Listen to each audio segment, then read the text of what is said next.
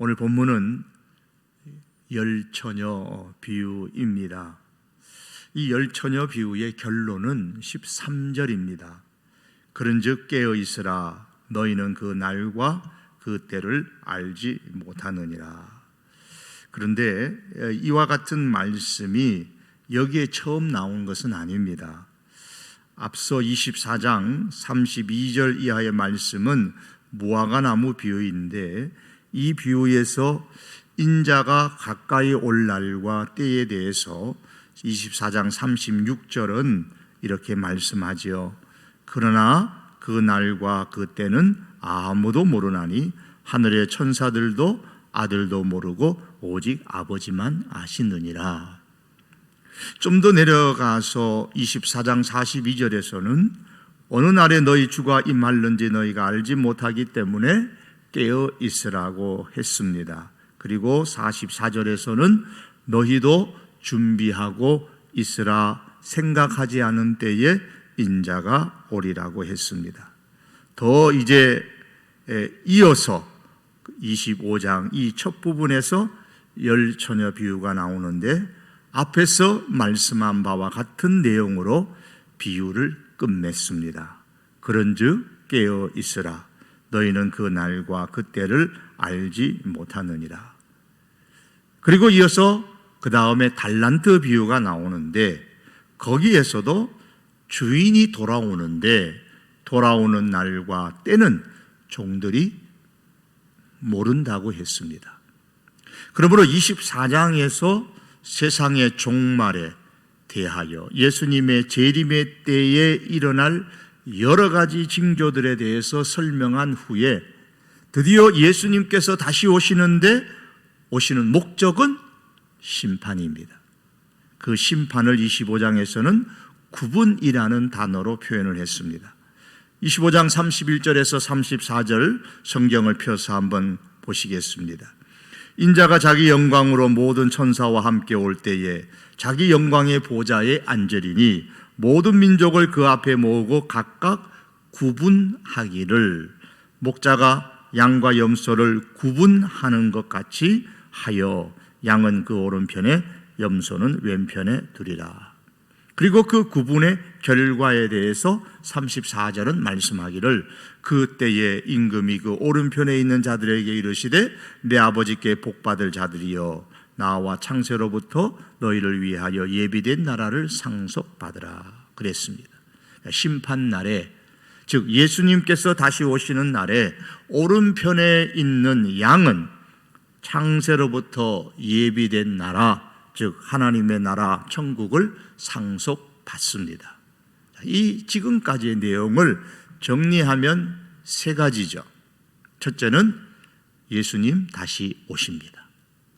둘째는 예수님께서 다시 오시는 목적은 심판인데 양의 편에 있는 사람에게 천국을 주십니다. 세 번째, 그런데 예수님께서 다시 오시는 그날, 그때는 하나님 외에 아무도 모릅니다. 그럼 예수님께서 다시 오시는 그날, 그때 세상의 종말, 좁게는 나의 종말의 때를 내가 알지 못한다면 나는 어떻게 살아야 잘 살았다고, 제대로 올바로 살았다고 할 수 있을까요? 여기에 대해서 24장의 무화과 나무 비유와 25장의 열처녀 비유와 그리고 달란트 비유가 각각 그 강조점을 달리하여서 말씀을 합니다.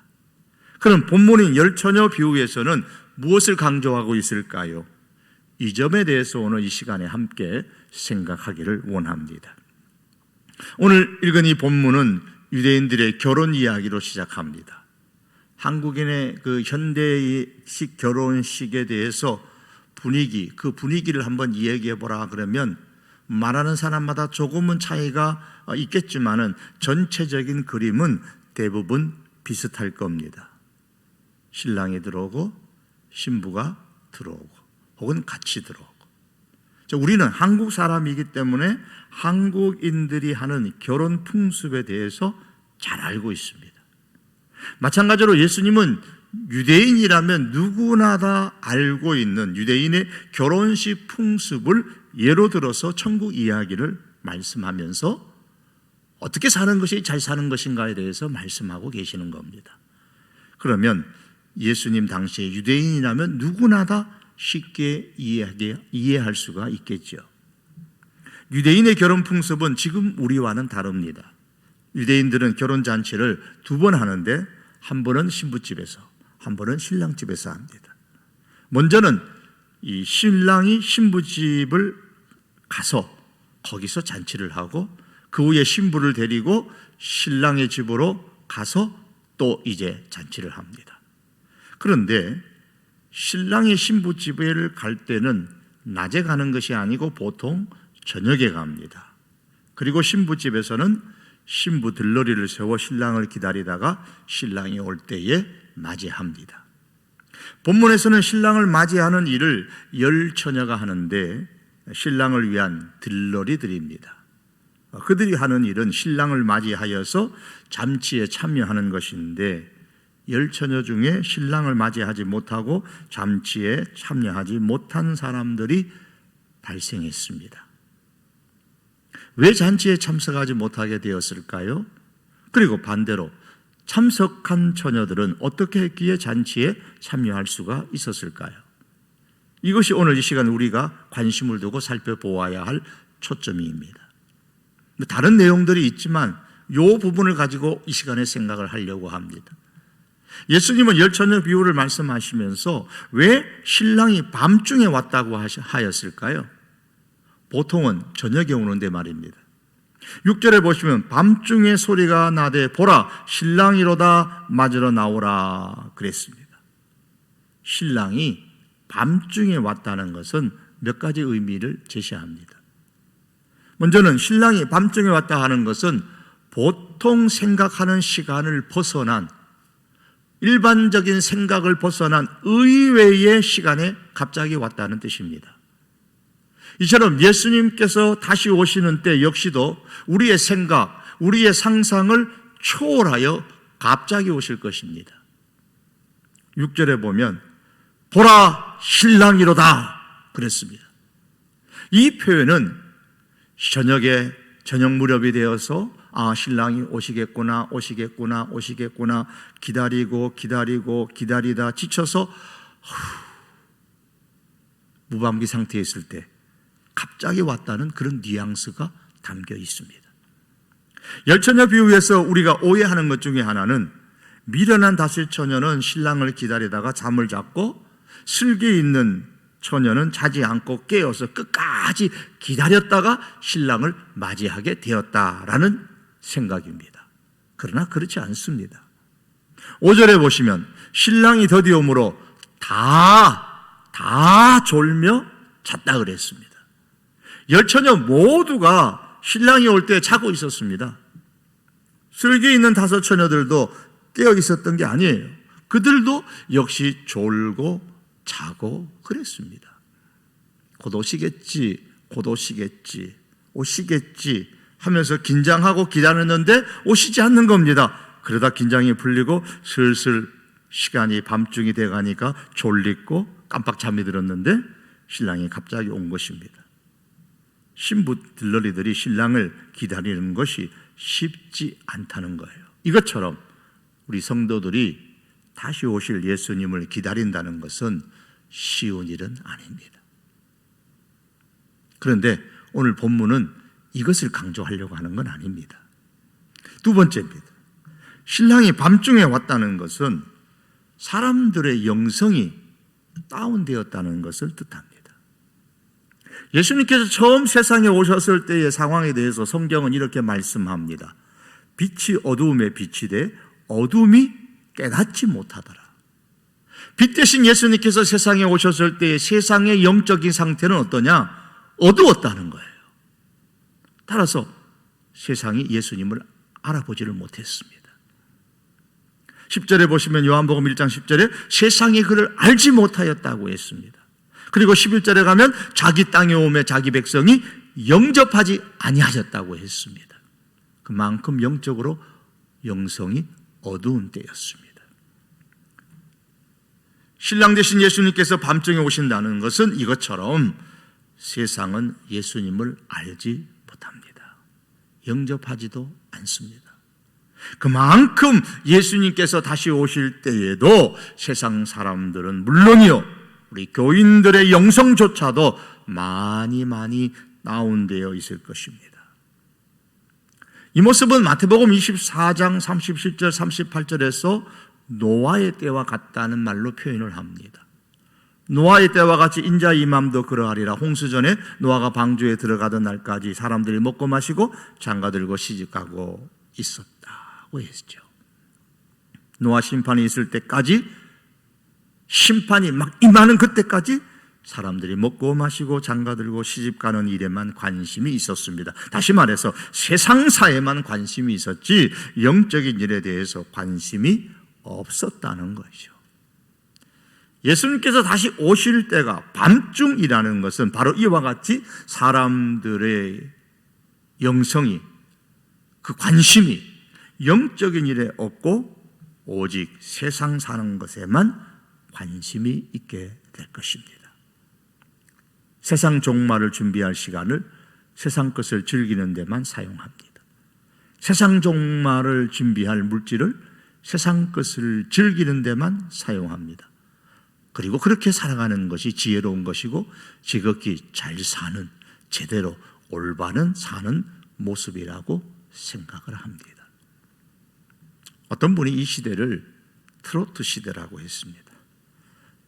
트로트가 2019년 작년 후반에서 2020년 우리 대한민국을 사로잡았습니다. 미스트롯, 미스터 트롯 등으로 이어진 이 트로트 경연 프로그램이 시청률의 신기원을 열었습니다.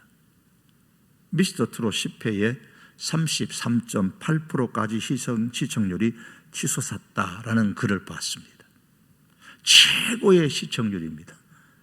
보통 연예 프로그램에서는 있을 수 없는, 지금까지 연예 프로그램 중에서 최고의 시청률이랍니다.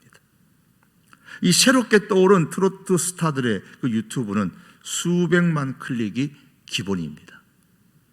중장년층은 물론이요, 10대, 20대 세대들도 이 트로트를 보면서 즐깁니다. 미스터 트롯 서울 콘서트 표가 10분 만에 매진이 되었는데 20대 비율이 43.3%였다고 합니다. 그야말로 이 시대가 트럼프 열병에 걸려 있습니다. 왜 그럴까요? 송가인이, 임영웅이, 정어린, 정동원이 등의 이 새로운 스타의 탄생도 이 트로트 열풍에 영향을 끼친 것이 사실일 겁니다. 그런데 어떤 사람은 이렇게 표현했습니다. 이 어려운 풍진 세상을 버텨내는 우리에게 트로트는 그야말로 더할 나위 없는 위로다.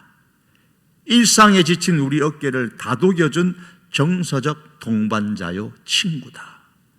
트로트가 대한민국을 위로하고 있다 그랬습니다. 모두 다가 살기 어렵다, 힘들다 하는 때에 어디서 위로를 받느냐? 그때 짠 하고 나타난 이 트로트의 위로를 받는 겁니다. 삶의 한을 이 트로트의 리듬과 가사로 해결하려고 합니다. 해소하려고 해요. 사람들이 여기에 취해 있습니다. 그러나 여러분, 그러면 그럴수록 예수님에 대한 관심은 더 없어질 겁니다. 어떤 사람은 지금 세계를 강타하고 있는 이 우한 코로나 폐렴이 종식되면 우리 사회에 나타나게 될 가장 큰 현상 중에 하나는 탈종교화가 될 것이라고 지적을 했습니다. 사람들이 종교에 대한, 신앙에 대한 관심이 점점 더 멀어지게 될 것이라는 겁니다. 시대적 상황에 의해서 교회들마다 인터넷 예배를 드리지만, 지금도 우리가 인터넷 이 예배를 드리고 있지만, 이 목사의 입장에서 이 또한 대단히 큰 걱정 중에 하나입니다.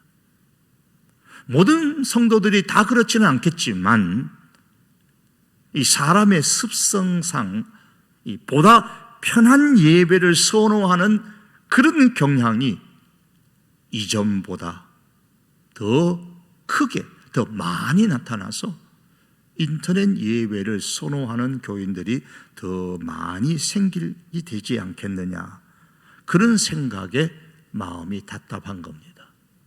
조금만 무슨 일이 있으면 야, 오늘은 집에서 인터넷 예배 드리자.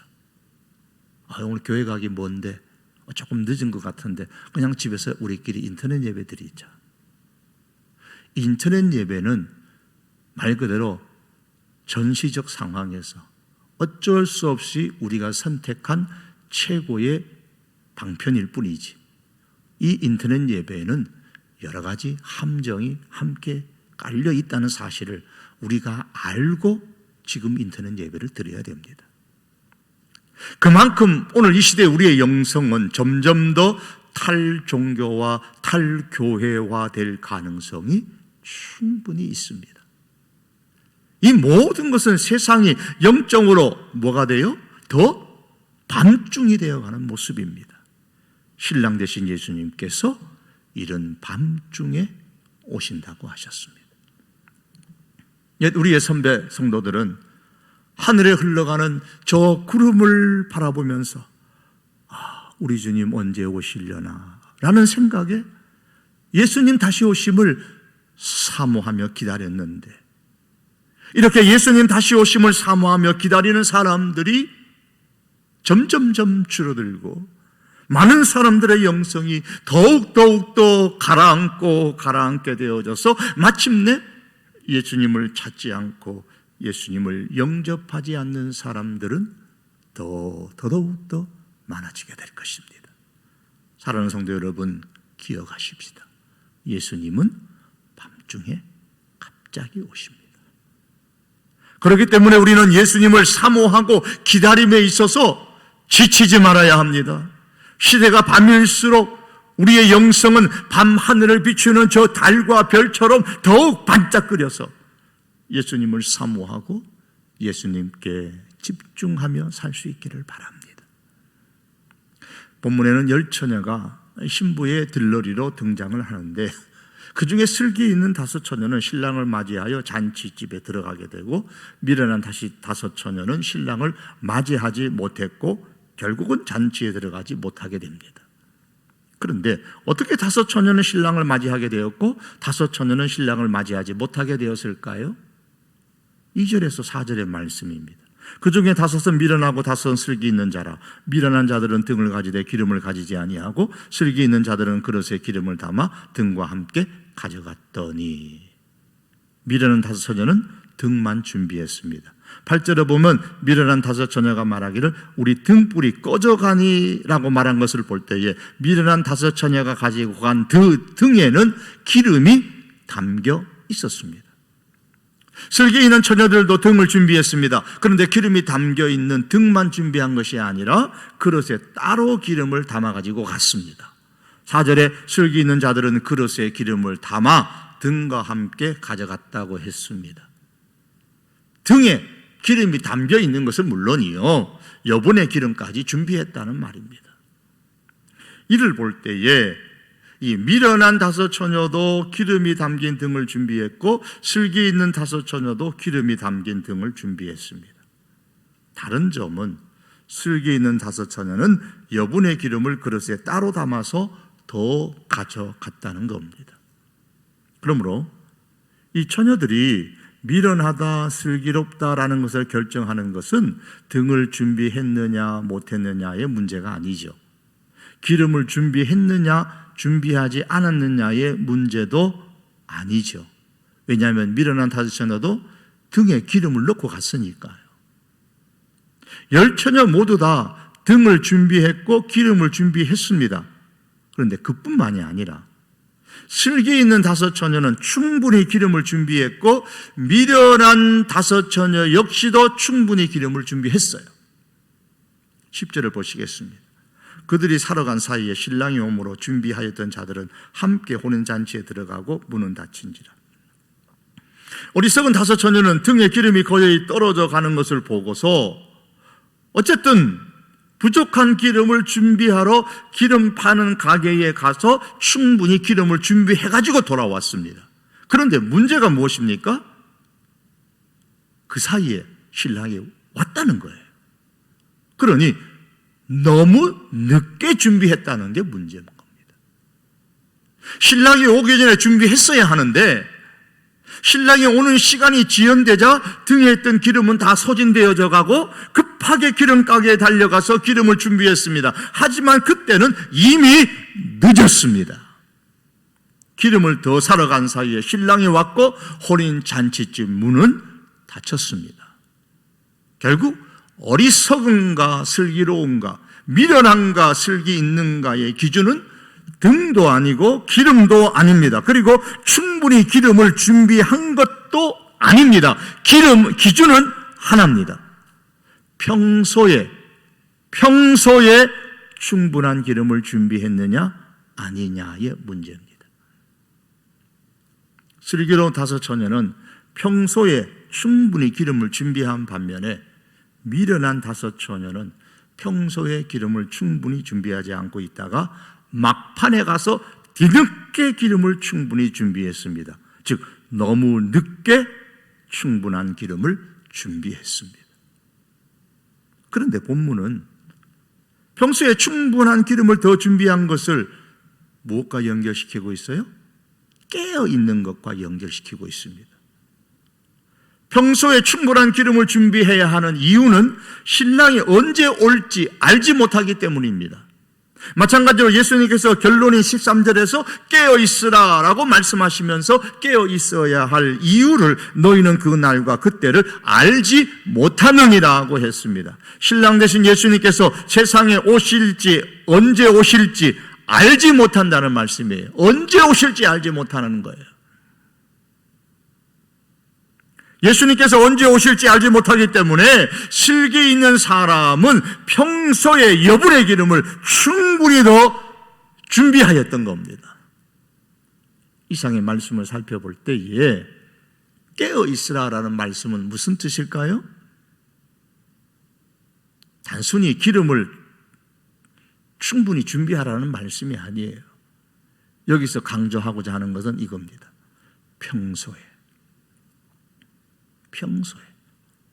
평소에 기름 준비를 충분히 하라는 말씀입니다. 왜 평소에 기름 준비를 충분히 해야 됩니까? 그날과 그때, 예수님께서 다시 오실 그날 그때, 세상의 종말이 오는 그때, 나의 개인적인 종말이 오는 그때 내가 알지 못하기 때문입니다. 시험 공부할 때 벼락치기로 공부하는 학생들이 있죠. 심지어 초치기, 분치기로 공부합니다. 그들이 보기에 평소에 시험 준비를 하는 사람이 참 어리석어 보입니다. 만일 학교에서 치는 시험이라면 그렇게 생각할 수도 있을 겁니다. 왜냐하면 학교에서 치는 시험은 시험 날짜를 미리 알려주기 때문에 언제 시험 친다는 것을 학생들이 다 압니다. 그렇기 때문에 벼락치기를 하고 초치기를 해도 머리가 좋은 학생들은 좋은 성적을 받을 수도 있을 겁니다. 하지만 세상의 종말은, 예수님 다시 오시는 날은 시험과는 달리 언제 세상의 종말이 오는지 그 날짜를 알려주지 않습니다. 그렇기 때문에 벼락치기라는 말이 통하지 않습니다. 그렇기 때문에 평소에 준비해야 되는 거예요. 사실이 그럼에도 불구하고 평소에 세상 종말에 대한 준비를 하지 않는 사람은 평소에 준비하며 사는 사람이 어떻게 보여요? 어리석게 보이는 거예요.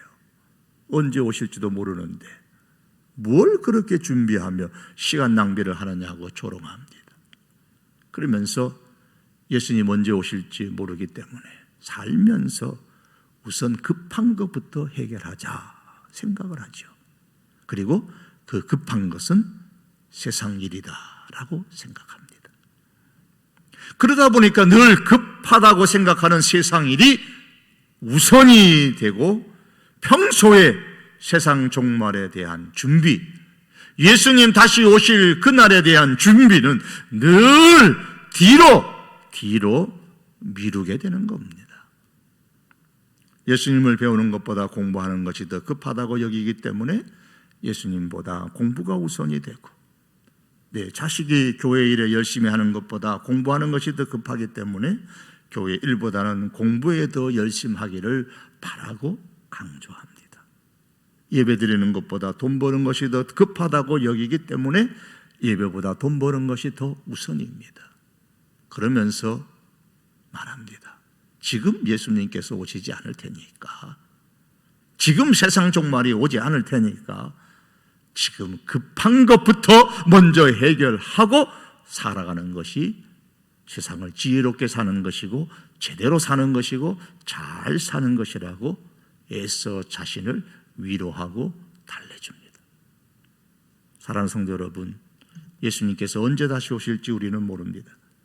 세상의 종말이 언제 올지, 나의 종말이 언제 올지 알지 못합니다. 그런데 분명한 것은 밤중에 오십니다.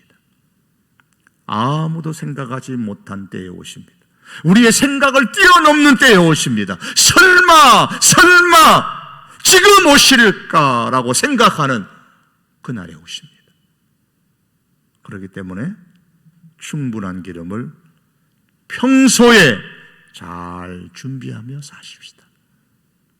그런 본문에서 말씀하는 충분히 준비해야 할, 평소에 충분히 준비해야 할 이 기름은 뭘 의미할까요? 기름이 무엇을 의미하는가에 대해서 성경 전체를 살펴보면 우리는 보통 성령이라 그렇게 말할 수 있죠. 틀리지 않습니다. 성경은 이 기름을 성령에 많이 비유를 합니다. 그런데 그보다도 오늘 본문에서 기름의 의미를 한번 찾아보는 것이 중요하다고 봅니다. 6절에 신랑이 밤중에 왔다고 했습니다. 1절에 보면 열처녀의 임무는 신랑으로 맞으러 나가는 겁니다. 왜 등을 들고 신랑을 맞으러 나갑니까? 요즘처럼 길에 외등 시설이 잘 되어 있지 않기 때문에 깜깜하잖아요. 그래서 어둠을 밝히기 위해서 등을 들고 신랑을 맞으러 나갑니다.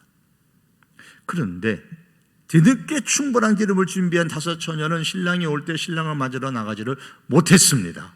왜요? 부족한 기름을 사러 가느라고 신랑을 맞으러 가야 할 그 장소에 없었기 때문입니다. 따라서 어리석은 5 처녀는 신랑을 본 적이 없죠. 맞으러 못 나갔으니까 신랑을 못 봤습니다. 당연히 신랑 역시 이 5 처녀를 본 적이 없습니다. 그러니 이 미련한 5 처녀를 신랑이 알지 못하는 것은 너무 당연한 것이죠. 그래서 뒤늦게 온 5 처녀들이 와서 우리에게 문을 좀 열어달라고 했을 때 신랑 대신 예수님이 말씀합니다. 12절에 보면 내가 너희를 알지 못하노라. 맞죠? 본 적이 없으니 알지 못하는 것이 당연한 겁니다. 신랑이 올 때 그 자리에 없었잖아요. 미련한 5 처녀가 신랑을 보지를 못했습니다. 반면에 슬기 있는 5 처녀는 신랑을 맞이했기에 신랑을 압니다. 신랑도 자기를 맞이하는 그 슬기 있는 5 처녀를 봤기에 압니다. 예수님이 말씀하십니다. 나는 선한 목자라. 나는 내 양을 알고 양도 나를 안다. 그렇게 요한복음 10장 15절에서 말씀하셨습니다. 그렇다면 예수님을 맞이하려면 어떻게 해야 합니까? 평소에 충분한 기름을 준비해야 합니다. 그럼 예수님의 양이 되려면 어떻게 해야 합니까? 평소에 충분한 믿음을 준비하셔야 됩니다. 즉 평소에 예수님을 마음에 영접하고 살아야 합니다. 그래야 신랑이 알죠. 우리도 신랑을 알고요. 그래야 예수님을 알고 예수님도 우리를 아는 겁니다. 예수님을 우리가 알고 우리가 예수님을 아는 것은 다른 게 아닙니다. 믿음이에요. 사랑하는 성도 여러분, 여러분은 예수님께서 아시는 양입니까? 예수님을 아는 양입니까?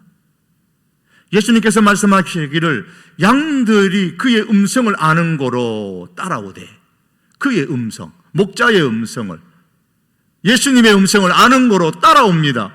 그러나 타인의 음성을 알지 못하는 거로 타인을 따르지 아니하고 도리어 도망하느니라 요한복음 10장이 말씀하셨습니다. 참으로 내가 예수님을 아는 양이라면, 그리고 예수님이 아는 양이라면 우리는 예수님의 말씀을 어때요? 듣고 따라가겠죠. 동시에 예수님이 아닌 것에 대해서는 따르지 않고 그로부터 도망갈 겁니다. 그러면 우리가 따르는 것이 예수님입니까? 세상입니까? 우리가 도망치는 것이 예수님입니까? 세상입니까? 세상의 소리를 듣고 도망을 칩니까? 예수님의 소리를 듣고 도망을 칩니까?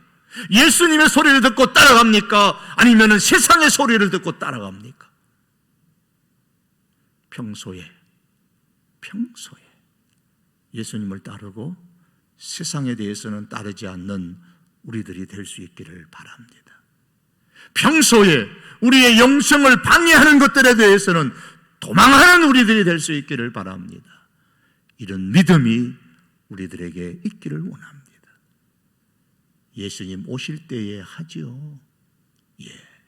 예수님 오실 때에 하겠다고 하면, 죽을 때 하죠.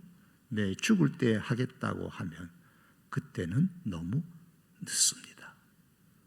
너무 늦게 준비하지 마시고 평소에 아직 예수님 오시지 않으셨을 때에, 아직 신랑이 오지 않으셨을 때에, 평소에 지금 이 믿음을 잘 준비하며 사는 그 사람이 잘 사는 사람이요, 올바로 사는 사람이요, 제대로 사는 사람입니다.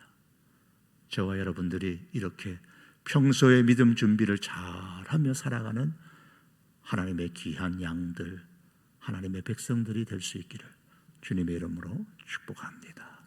기도하시겠습니다.